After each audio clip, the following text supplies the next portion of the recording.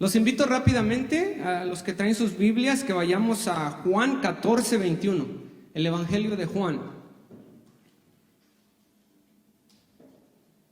Las Escrituras nos dicen que las palabras son vivas y eficaces, y son espíritu y son vida, y nosotros somos espíritu.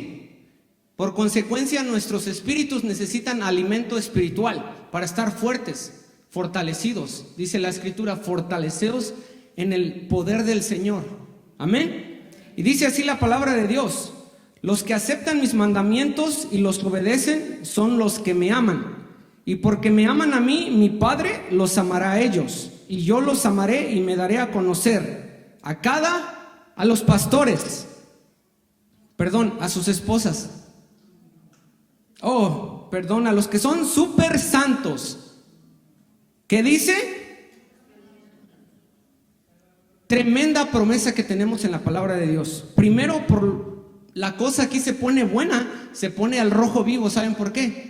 Porque aquí está Jesús hablando. Amén. Ok, entonces si él nos dice aquí: los que aceptan mis mandamientos, los que los practican, los obedecen, no solamente los escuchan. Dice la Escritura que no seamos oidores olvidadizos. ¿Por qué dice eso? Porque a veces nosotros, cuando venimos a la casa de Dios, podemos estar escuchando, pero nuestra mente puede estar en la carne asada, en lo que me voy a comer al rato voy a ir al buffet, me voy a comer unos camarones.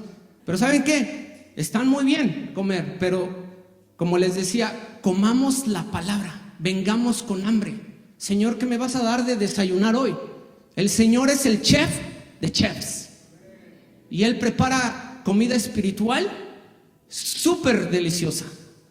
Amén. Y nos dice esto, también nos dice: los obedecen y son los que me aman. Dice, porque me aman a mí, por consecuencia, ¿qué dice? Por consecuencia, el Padre los va a amar. Y dice, y yo los amaré. ¿Se recuerdan Juan 3:16? Todos se saben Juan 3:16, ¿verdad? Amén. ¿Cómo dice? A ver, ayúdenme a compartir hoy. ¿Cómo dice? ¿De qué? De tal manera amó Dios, y se quedó sentado y dijo: ya les envié una carta de amor, los amé, ahora me siento. Ellos saben que yo los quiero mucho, los amo. ¿Se quedó pasivo Dios? ¿Qué hizo? Accionó. Dijo que dio a su hijo. ¿Y saben qué? Y el hijo cooperó con el Padre, porque ellos trabajan juntos. Amén. Y aquí dice: y yo los amaré. ¿Y qué dice? Me daré ¿qué? Me daré a conocer. ¿Saben? Hay una versión que me encanta porque dice: me manifestaré a cada uno de ellos. Es una promesa hoy presente para cada uno de nosotros. No importa de dónde vengamos, no importa si soy de México, no importa si soy de Guatemala, no importa si soy americano, no. Somos seres espirituales, ahora ya nosotros tenemos que superar eso de que por ahí dicen: no, es que si tú eres de Latinoamérica, eres tercermundista. No, somos hijos y somos hijas de Dios. Amén. Y dice esto: me manifestaré a ellos. Y esta promesa es para cada uno de nosotros. ¿Por qué? ¿Por qué Jesús nos habla de esta promesa? ¿Por qué la importancia? Él quiere darnos encuentros con Él. Él quiere revelarse a nuestras vidas, porque Jesús está vivo. Jesús no es una teología histórica. ¿Saben? Hay algunas escuelas donde les enseñan y les dicen: eso fue historia. Sí, creo que Jesús vivió y murió, pero es historia. Alguien me dijo por ahí una vez: no, esas cosas que están en la Biblia fueron para la iglesia primitiva.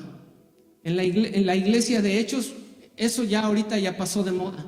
Hermanos, la Biblia dice que Dios es el mismo ¿qué? ¿Cuándo? ¿Y en el futuro va a ser el mismo? Siempre. ¿Saben? Es más, nosotros nos encontramos en el tiempo, pero Dios no está limitado al tiempo. Dios habita en la eternidad. ¿Y saben qué? Él puede entrar en el tiempo, puede entrar en el pasado, puede entrar en el futuro. Y Él lo hace porque Él es dueño. Es como que si este espacio donde está en mi brazo fuera el tiempo, y Dios está más allá del tiempo. pero Él entra a nuestro tiempo y se nos revela. Amén. Y veamos qué es tener un encuentro con Jesús. ¿Por qué la importancia de tener un encuentro? Y me encanta porque uno de los significados es tener una cita divina, donde Jesús se revela a sí mismo y nos introduce algunos de sus atributos de su carácter. Por ejemplo, su gracia, su salvación, su amor, su provisión, su fidelidad, su perdón, su misericordia. Hemos estado aprendiendo acerca de la gracia y la misericordia. Recuerdan que el pastor nos ha enseñado que la misericordia tiene que ver con ¿qué? Con no darnos lo que nos merecemos.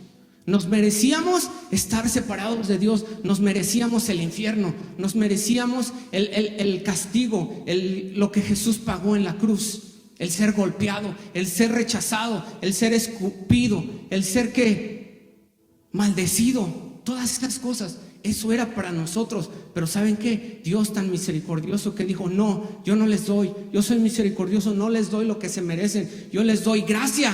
Amén. ¿Y la gracia tiene que ver con qué? Con recibir. Uno tiene que ver con no recibir y otro tiene que ver con recibir lo que no nos merecíamos. No nos merecíamos eso, pero Dios dijo: yo les doy vida. ¿Y les doy vida qué? ¿Limitada? Dice: en abundancia, para que vivan, para que disfruten, para que aprovechen. Les doy vida y vida en abundancia. Y saben, Dios, dice la Biblia que Dios es amor. Él nos da de su amor. Dios es fe, Dios tiene poder, Dios tiene buena salud. ¿Y saben qué? Y todo eso lo comparte con cada uno de nosotros. A veces nosotros como creyentes pensamos que esas cosas que Dios ha preparado son para cuando nosotros partamos de esta tierra y vayamos al cielo. Pero ¿saben qué? Si escudriñamos las Escrituras, nos damos cuenta que muchas de esas cosas están en tiempo presente. Es para que nosotros, por ejemplo, en Efesios dice: bendito el Padre de nuestro Señor Jesucristo, que dice, nos va a bendecir. ¿Qué dice?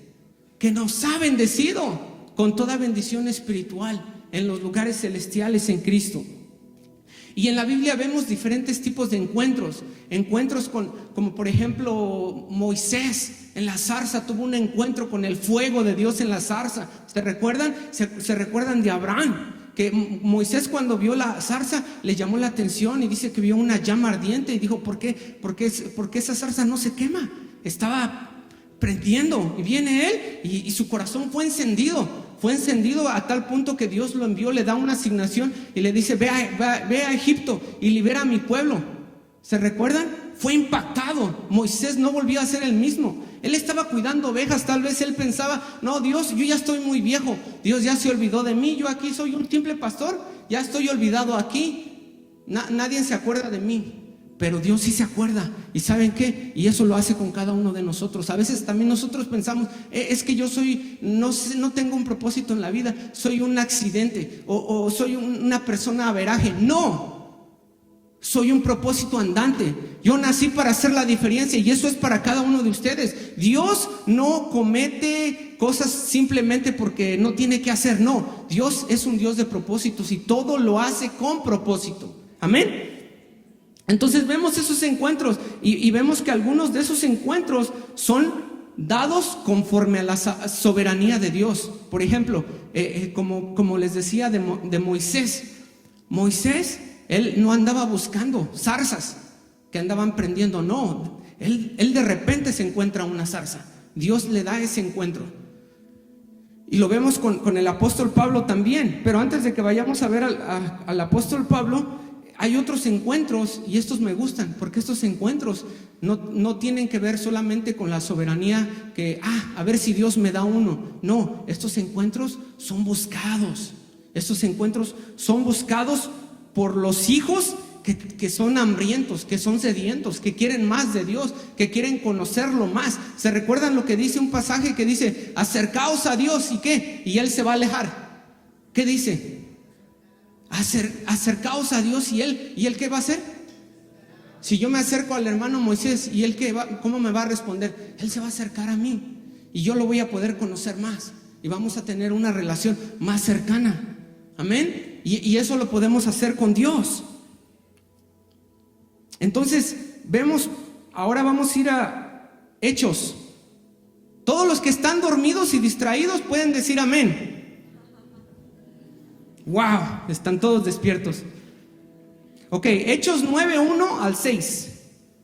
Ok, aquí no solamente vamos a hablar de palabras, aquí vamos a hablar de hechos. Por eso se llama así el libro, Hechos 9:1 al 6. Ok. Saulo, respirando aún amenazas y muerte contra los discípulos del Señor, vino al sumo sacerdote y le pidió cartas para las sinagogas de Damasco, a fin de que si hallase algunos hombres o mujeres de este camino, los trajese presos a Jerusalén. Mas yendo por el camino, aconteció al llegar cerca de Damasco, repentinamente le rodeó un resplandor de luz del cielo. Ok, vemos ahí lo que estábamos hablando, un de repente, algo soberano, dado por Dios a Pablo. Dice, y cayendo a tierra, ¿qué pasó? ¿Oyó qué? Oyó una voz. Hermanos, Dios hablando. Él lo hace con cada uno de nosotros. Él nos dio la capacidad de hablar, de escuchar, ¿verdad? Entonces Él es un Dios de comunicación, que le gusta hablar. No más que a veces nuestros oídos no están escuchando, pero Él está hablando. Amén. Dice, oyó una voz que le decía, Saulo, Saulo, ¿por qué me persigues? Y él dijo, ¿quién eres, Señor? Le dijo, ¿yo soy qué? Yo soy Jesús, a quien tú persigues. Dura cosa te es dar cosas contra el aguijón. Y él temblando y temeroso dijo, Señor, ¿qué quieres que yo haga? El Señor le dijo, levántate, entra en la ciudad y se te dirá lo que debes hacer. Entonces aquí vemos al apóstol Pablo.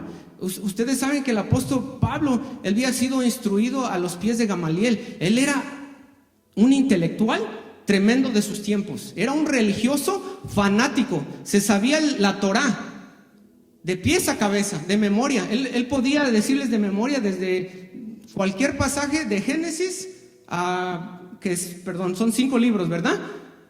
Génesis, Éxodo, Número, Levíticos y Deuteronomio. Él se lo sabía. Era tremendo, religioso. Pero ¿saben qué? Él estaba pensando que estaba agradando a Dios.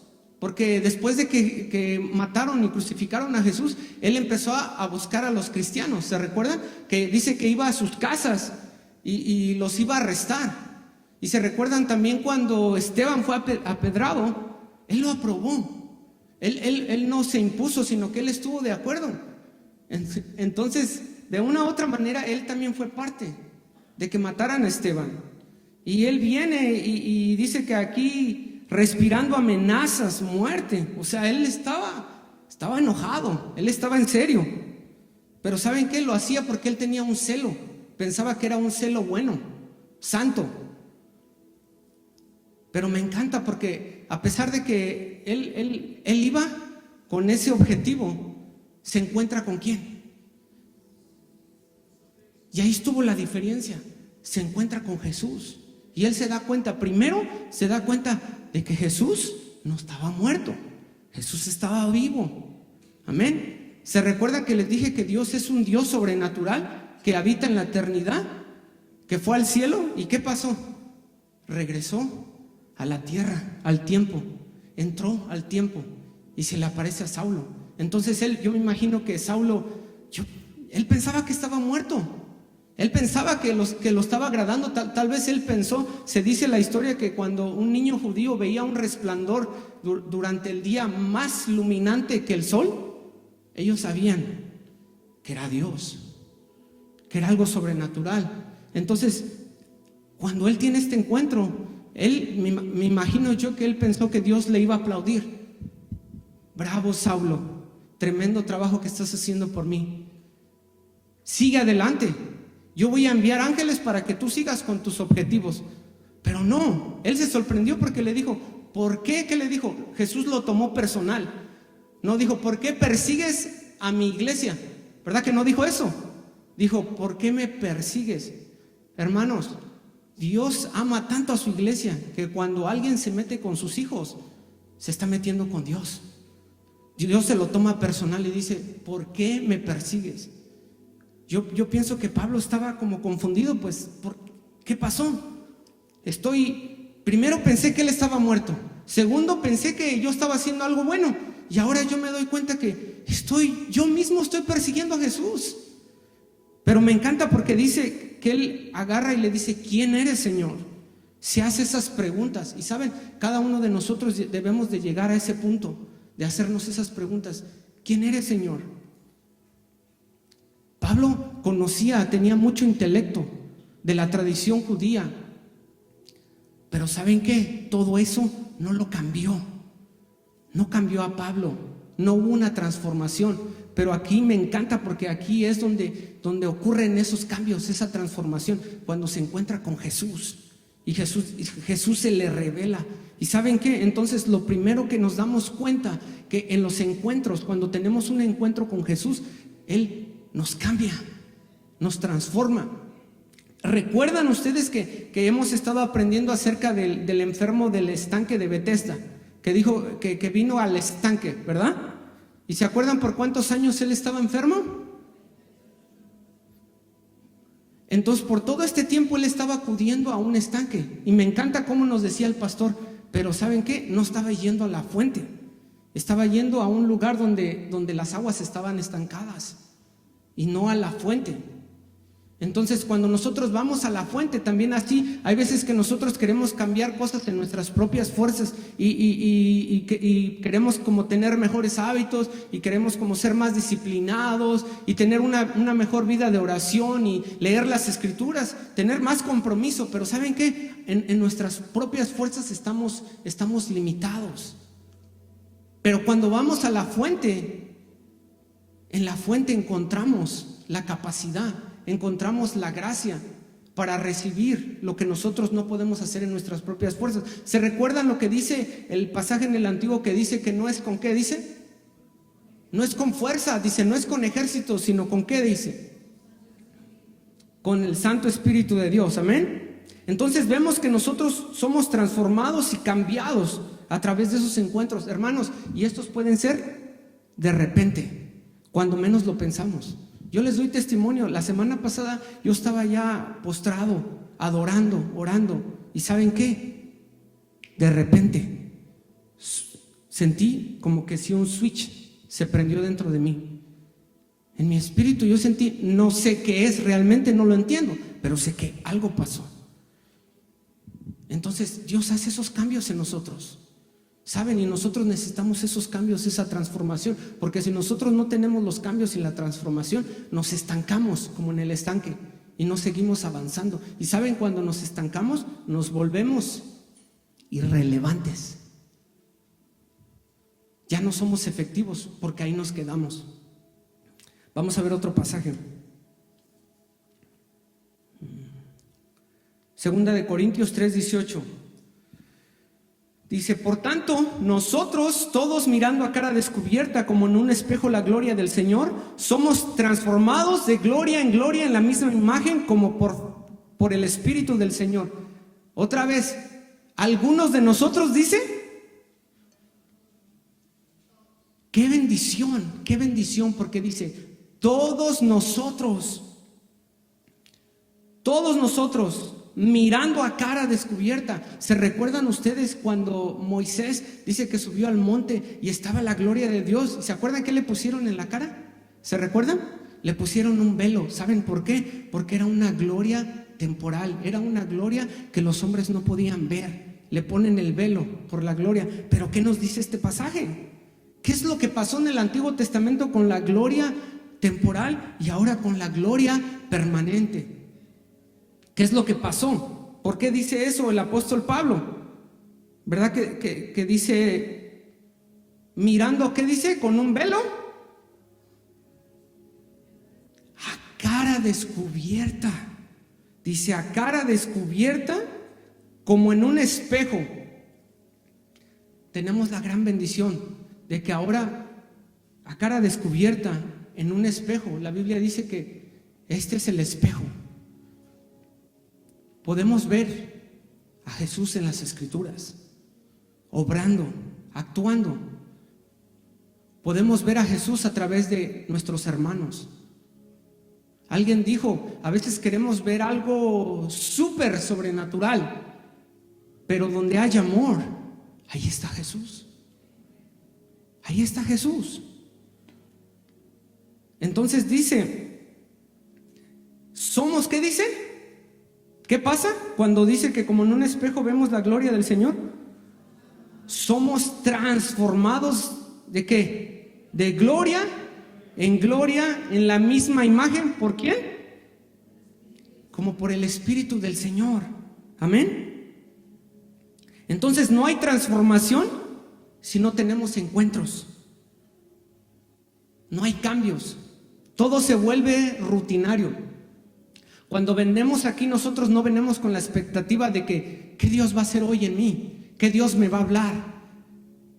Yo quiero experimentarlo. No solamente quiero saber de la Biblia, no solamente quiero tener conocimiento de Él, yo quiero conocerlo a Él. Quiero conocer lo que piensa, quiero conocer lo que Él quiere que yo haga. Quiero conocer, el rey David decía, enséñame a hacer tu voluntad. Quiero hacer su voluntad. Amén. Y número 2, vamos a ver otro pasaje, Juan 14:6. Juan 14:6. Y número 2, vemos que estos encuentros lo que hacen de que Jesús se vuelva real en nuestras vidas. Que no sea, como les decía, algo doctrinal, solamente un pasaje que solamente se quede. La Biblia dice que la Escritura, ¿qué dice? Vacía, la Escritura mata, pero el Espíritu, ¿qué dice? Que no se quede solamente en la letra, sino que el Espíritu, dice, el Espíritu es el que nos vivifica. Entonces Jesús se vuelve real en nuestras vidas. ¿Se recuerdan cuando Jesús en una ocasión dijo, yo soy uno de los, ¿qué dijo? ¿Uno de los caminos? No. Dijo, el budismo es otro de los caminos.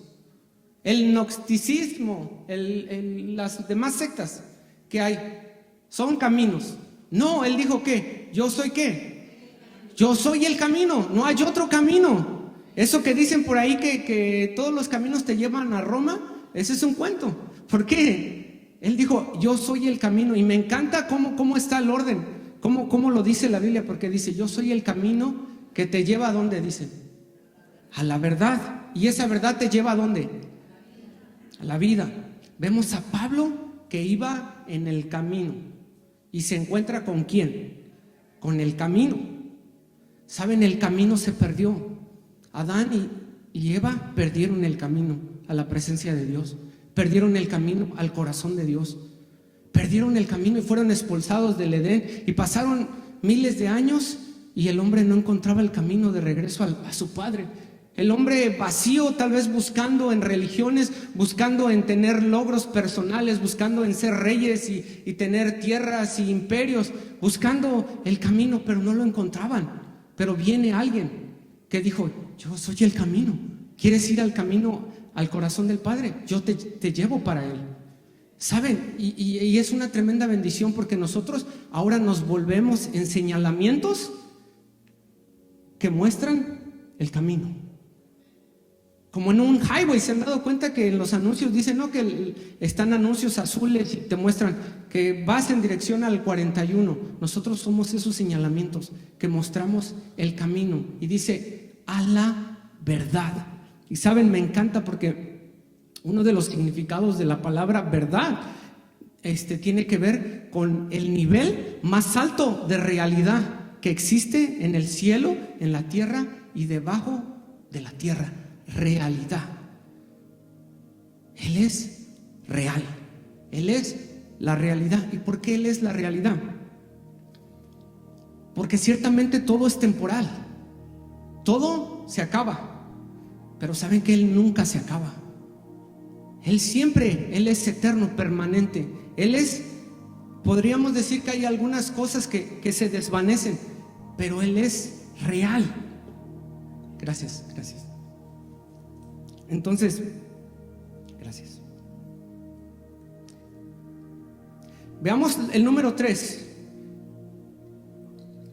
Ya vimos eso, que estos encuentros hacen que Jesús se vuelva real en nuestras vidas. Ahora veamos que el 3 tiene que ver con que esos encuentros en nosotros producen un deseo por conocer más a Jesús. Cuando nosotros tenemos esos encuentros, es como que si Dios nos diera una probadita de algo que es súper rico. Y nosotros, cuando comemos algo que es muy rico, de una comida que nos gusta mucho, ¿qué queremos? Decimos, oh, ya, suficiente, ya no quiero más. ¿Qué pasa? Queremos más. Y yo quiero más. ¿Y saben qué? Esos efectos produce Jesús en nosotros. Su presencia, Él se nos introduce y se nos revela. Y nosotros, algo nos pasa que yo quiero más. Yo quiero experimentar más. Quiero tu presencia más. Quiero más paz. Quiero más gozo. Quiero más amor. Quiero más fe. Quiero creer por cosas mayores. Amén. Amén. Y veamos este pasaje, Filipenses 3:8 al 11.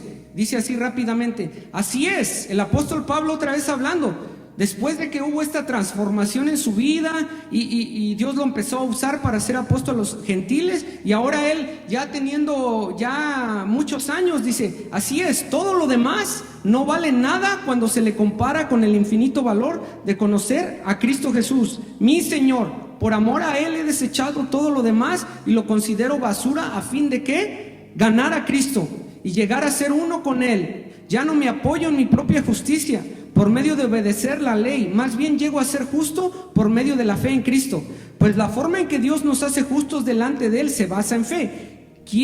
Fíjense lo que dice el apóstol Pablo, quiero conocer a Cristo y experimentar el gran poder que le levantó de los muertos. Quiero sufrir con Él y participar de su muerte para poder experimentar de una u otra manera la resurrección de los muertos. El apóstol Pablo ya conocía tanto a Jesús, conocía tanto de Dios, había escrito la mayoría del Nuevo Testamento fue escrito por él. Dios lo usó con milagros, con señales, con maravillas. Dice la Biblia que aún sus paños se le llevaban a los enfermos y los enfermos eran sanados, eran liberados. Todas esas cosas que están ahí registradas, hermanos, no solamente eran para ellos, eran para nosotros también. Nosotros estamos viviendo tiempos donde estamos viendo cosas que antes no habíamos visto, pero ¿saben qué? Tenemos que empezar a creer que en medio de esos tiempos también Dios nos puede usar a nosotros y nos puede hacer inmunes a virus, a enfermedades. ¿Qué dice la Escritura? Que todas estas señales le seguirán ¿a quién? ¿A quién? A los que creen. A los que creen. ¿Y ustedes creen? Entonces, si ustedes creen, pueden confesar y decir: esas señales me siguen a mí. El bien y la misericordia me sigue a mí. Cristo en mí, la esperanza de gloria. Todo lo puedo en Cristo que me fortalece. Mayor es el que está en mí que el que está en el mundo. Amén. Amén.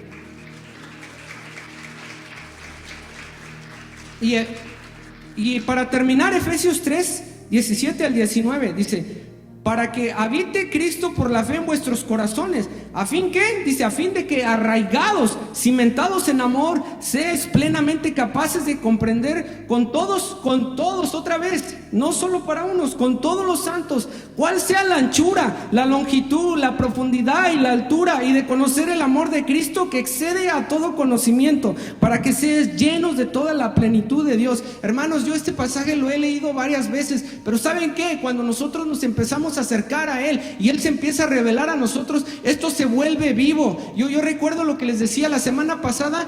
El Señor me hablaba este pasaje y me decía eso, para que tú puedas comprender y entender la anchura, la profundidad. Y yo mi corazón se quebrantó. Yo empecé a llorar como un niño. ¿Saben por qué? Porque cuando Él nos toca no nos podemos contener, y no me importa llorar y no me importa postrarme, porque yo quiero conocerlo, quiero agradarlo. Y el apóstol Pablo, él a pesar de que conocía ya tanto de Dios, él no dijo: yo ya lo conocí, pregúntenme a mí, yo ya sé quién es Dios, ya sé cómo opera Dios. No, él dijo: quiero conocerle. ¿Cuánto más nosotros? ¿Cuánto más nosotros?